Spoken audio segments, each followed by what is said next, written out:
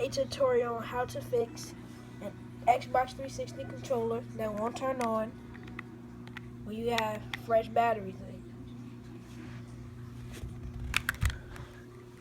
it. All you're gonna need is a small piece of paper. No screwdriver or anything needed.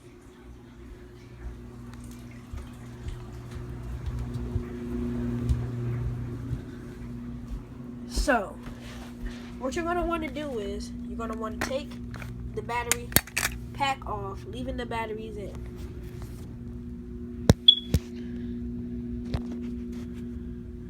You're gonna want to grab a piece of paper small enough to fit in here because you can see that metal thing has been pushed back.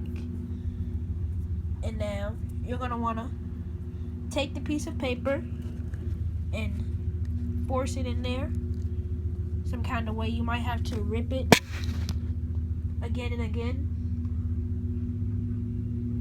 for it to work.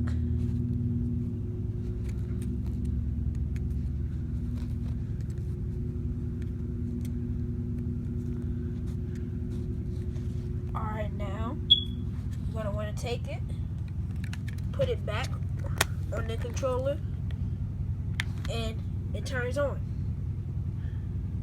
Thanks for watching.